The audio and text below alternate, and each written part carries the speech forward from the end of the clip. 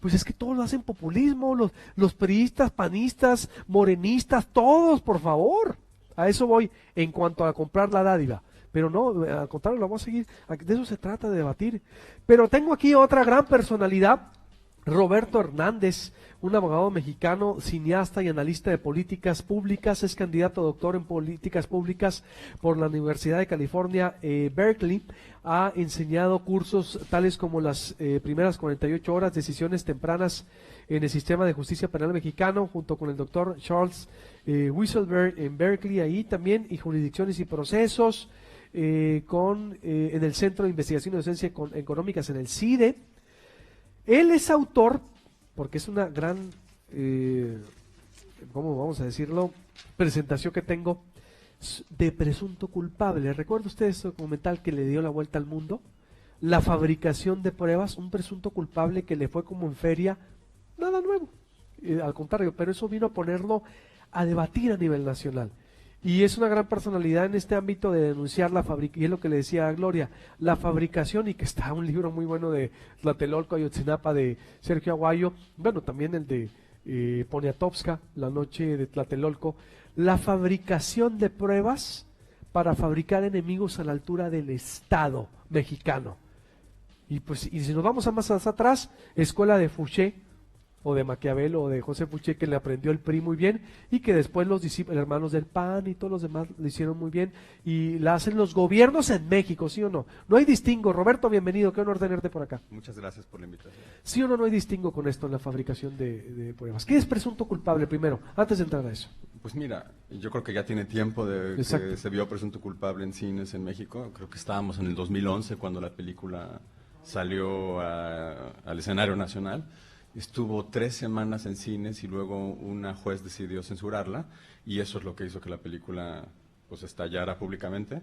Se volvió noticia internacional también por eso. Y para quienes no la han visto, pues es la historia de un joven de 23 años, me parece que tenía en ese momento, que fue falsamente acusado de homicidio en la Ciudad de México. Y filmamos el caso, lo seguimos durante 2 años y luego obtuvimos su libertad. Y pues la película la puede ver cualquiera que la busque ahí en el internet. Ahí aparece, ¿no? Es decir, le falsificaron un homicidio. ¿Cómo fue? ¿Cómo fue que...? Sí, lo que estás comentando de simulación de culpabilidad, de usar todo el aparato del Estado para acusar a alguien y simular que es realmente culpable, eso está ocurriendo todavía el día de hoy en todo el país. Es una realidad que los procesos judiciales, la policía sigue funcionando mal, los ministerios públicos siguen funcionando mal. Con algunos cambios, ¿no? Pero eso es lo que la película señalaba en ese entonces, ¿no? ¿Por qué? Bueno, ¿hace cuánto fue la película? Mira, estamos hablando de 2011, o sea, han pasado... 7 años. 7 años. ¿Pero por qué porque sigue vigente o hasta más?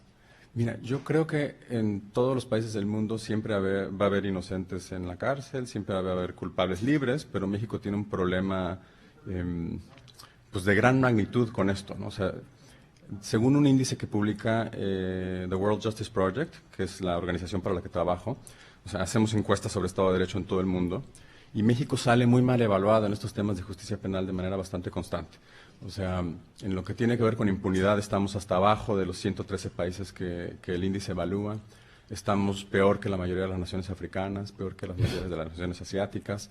Entonces tenemos un problema bastante... pues sólidamente expresado, sin importar partido político, sin importar gobierno, sin importar si es el PRI, si es amarillo, si es lo que sea, azul o verde, tenemos un problema de impunidad y de ineficacia del sistema penal, ¿no?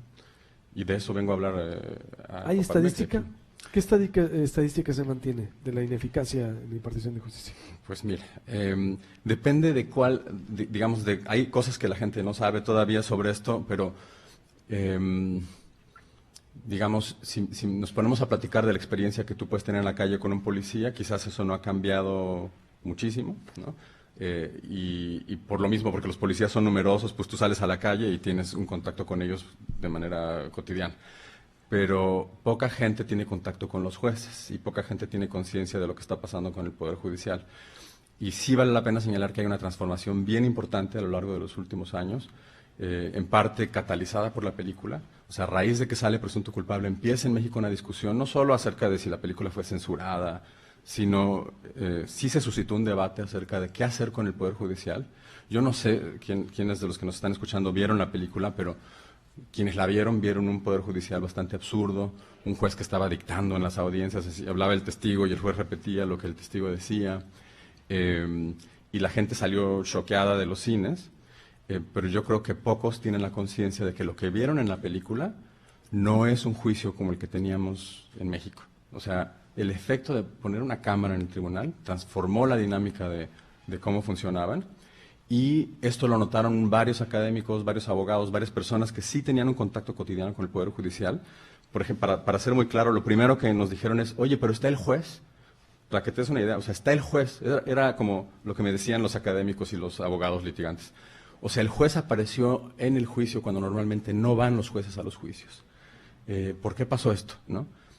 Y nos dimos cuenta que esto pasó. O sea, que el tribunal, por ejemplo, el juez se puso una toga, todos los empleados del tribunal de presunto culpable se vistieron más elegantes. Yo había estado en los juzgados antes y me tocó ver pues una tamaliza dentro de la sala de audiencia, que los jueces estuvieran boleando los zapatos, que estuvieran comiendo pastel o celebrando un cumpleaños ahí dentro, calentando su comida en un horno de microondas. Me tocó ver un juzgado que tenía una estufa. Entonces, obviamente, pues la película como que dignificó el juzgado a la hora de ingresar con cámaras, pero luego a alguien se le ocurrió, oye, ¿qué pasaría si pues todos los juicios los grabamos, ¿no? O sea, ¿qué pasaría si no nada más nos toca filmar el juicio de Toño con una cámara y cambia esto? Y de hecho eso se volvió parte de la política pública de transformar el sistema de justicia penal. Entonces hoy en México tenemos un sistema judicial que es drásticamente mejor, en donde el ambiente es completamente videograbado. Y aquí en Sonora los juicios están empezando a videograbarse, pero por ejemplo en Chihuahua, desde hace casi 12 años, todos los juicios se videograban, ¿no? ¿Qué opinión tienes de Sonora hablando de todo este sistema de impartición de justicia? Pues mira, Sonora tiene luces y sombras, como todos tenemos luces y sombras. Háblame de las luces, a ver. Las luces, es que las luces te van a parecer una cosa... Mira, a partir de encuestas que INEGI ha hecho en prisiones, uno puede aprender cómo está funcionando el sistema de justicia penal, ¿no? Porque los presos son fantásticos informantes de lo que sucede. O sea, si tú hablas con gente en la calle, muy pocos han tenido contactos con el sistema penal, ¿no? A lo mejor te ocurre un robo, pues no llamas a la policía porque piensas que es perder el tiempo. Pero si tú entrevistas a presos, como lo ha hecho INEGI, las personas recluidas, todas tuvieron un contacto con la policía, todas tuvieron un contacto con el Ministerio Público, todas tuvieron un contacto con los jueces, y entonces si entrevistas a 10 o a 30, con ellos te puedes dar una idea bastante fuerte de cómo está funcionando el sistema penal. Y entonces platicamos con INEGI y en un conjunto de personas los convencimos de que hicieran una encuesta a nivel nacional a presos. Vengo a presentar los resultados de esta encuesta aquí en este foro. INEGI ha entrevistado a 58,000 personas presas a lo largo de todo el país. Entonces, lo que nos muestran los datos es que a nivel del Poder Judicial, pues Sonora no está muy bien. Y lo que nos muestran los datos a nivel nacional también, te podría decir, el país... ¿En qué no está, por ejemplo? ¿Pero qué pasa? ¿En qué no está bien? Pues, por ejemplo, el país se sigue torturando, y en Sonora se sigue torturando. Pero Sonora sí es campeón de no hacer una cosa que es horrorosa, que es campeón de no torturar sexualmente a las mujeres detenidas. No las tortura. No las tortura sexualmente. Tengo aquí datos que te muestran que, por ejemplo, el infierno de este tipo de fenómeno es Tabasco. En Tabasco, 28-26% de las mujeres son torturadas sexualmente en el contexto de la detención y en el contexto de su estancia en el Ministerio Público. Y Sonora tiene el nivel más bajo, bueno, tiene 0% de las mujeres que fueron entrevistadas por INEGI en Sonora fueron violadas por las autoridades que las iban a interrogar. Entonces, digamos, una luz dentro de un contexto pues bastante oscuro. ¿En qué año fue eso? Son datos recientes, o sea, estamos hablando de datos que tienen 12 meses de haberse generado. Sí, son recientes. Sí, o sea, algo está haciendo bien Sonora en este contexto. Ahora, en lo que tiene que ver con el Poder Judicial, tiene mucho por avanzar. O sea, sí está debajo del promedio nacional en los avances que hemos visto, por ejemplo, en Chihuahua o en el Estado de México, o en Yucatán o en Guanajuato.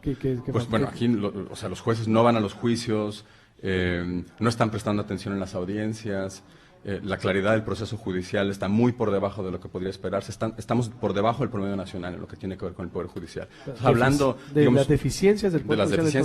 O sea, ustedes estaban hablando en ese momento. Sí, pues está el caso Casandra, el caso Irene Manso, el caso de lo que está ocurriendo con la de Obregón. Digo, en muchos casos aquí... Mira, hace un momento lo que estaban comentando con tu otra invitada, ¿cuál era su nombre? Gloria. Gloria. Uh-huh.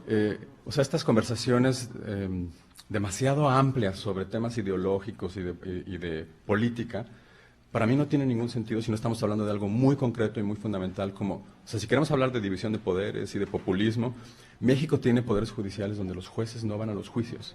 O sea, olvídate de hablar de algo más sofisticado, de que, o sea, de si queremos un gobierno grande o pequeño, o si el mercado o el populismo, no. O sea, los jueces no van a los juicios en México.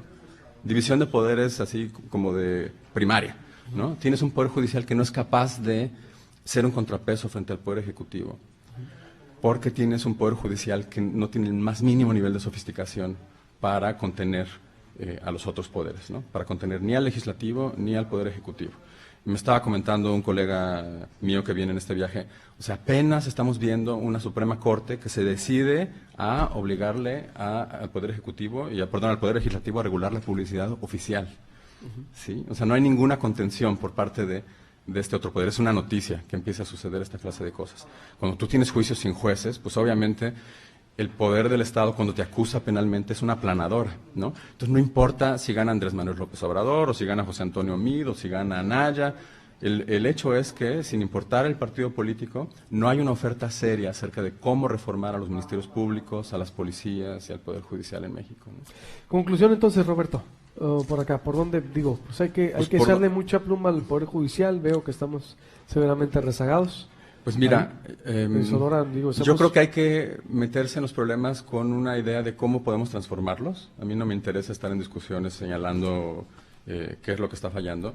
Lo que yo le sugeriría a la gente es que se metan con algo muy elemental. Lo que hemos observado en los estudios que hemos hecho es que cuando los juicios se graban, los jueces suelen ir a los juicios. Y queremos, obviamente, esta cosa tan elemental, queremos que esa cosa suceda, ¿no? En Sonora los juicios no se videograban. Si la gente en Sonora quiere cambiar, audiencias sí, ¿no? Las audiencias no se están videograbando. Tengo los datos aquí. El porcentaje de audiencias que se videograban en Sonora es muy menor. Si queremos que los jueces vayan a los juicios como criterio elemental, así básico, así el nivel más básico, la vara de medición más elemental es que el juez esté en el juicio en el que te están juzgando. Si la gente quiere que eso suceda, tendría que exigir que los juicios en Sonora se videograben como está ocurriendo en Chihuahua, como está ocurriendo en el Estado de México. Entonces, una pieza elemental es se sumen a una exigencia de que el Poder Judicial implemente la reforma de los juicios orales a cabalidad. Sonora arrastró los pies, no quiso, fue de los últimos en empezar a implementar esta reforma, y lo que deberían de hacer es empezar a prestarle atención de cómo se implementó, si se construyeron los nuevos tribunales o no, si se les pusieron las videocámaras o no, si funcionan o no, si funciona la defensa pública o no, para que haya realmente un contrapeso ante la autoridad del Poder Ejecutivo, ¿no? Eso es lo que creo que tiene que cambiar aquí. Muy bien, pues bienvenido, Roberto. Muchísimas gracias. Qué honor, y que te pido mantenernos en contacto para cualquier tema. Claro que sí, sobre impartición de justicia y todo esto que lo entiendes muy bien y que ha sido un parteaguas en la vida del país. Gracias por la entrevista. Roberto Hernández, autor de Presunto Culpable, que estará acá en el Foro Coparmex de el Fiesta Americana, y donde estamos transmitiendo, que en verdad interesante porque, insisto, pues es el pan de cada día, ¿no? Desgraciadamente, y hay que no dejar de debatirlo. Voy ahora con más información. Igual el INEGI, si también ya llegó el INEGI, o nos vamos con más. Dice Frank Avilés: los libros son conocimiento compartido de esa gota de sabiduría que cada quien tiene. Luis Pasos es un autor que tiene lo suyo. Si fue panista, foxista, TV Azteca, la verdad la muchacha no tiene la culpa de leerlo. Leer la lista está bien, ahora tú lee a Pasos. Ojalá también debatieras cuando invitaras a los fans del Peje como Álvaro Delgado. Se enojaron algunos. A ver, insisto, si tú vas, con todo respeto, para los que crean que el debate Libres fue respetuoso, ya no lo tomó así, no puedes, si te vas a meter al debatir a un país, el tema tan delicado como está, tienes que tener varias teorías políticas, varios libros, punto. Luis Pasos es un exfuncionario de Fox, punto. Es decir, es un exfuncionario de administraciones panistas, y eso no lo deslegitima, no lo desacredita, pero debe de ser considerado como una fuente más al debate. Hay que abrir más el debate, eso es todo lo que estamos diciendo. Saludos, Omar Acosta, Felipe Silva, gracias, Enrique García, Víctor Corral Beltrán allá en YouTube, que no los he podido leer a todos, por tanto, que hay por acá.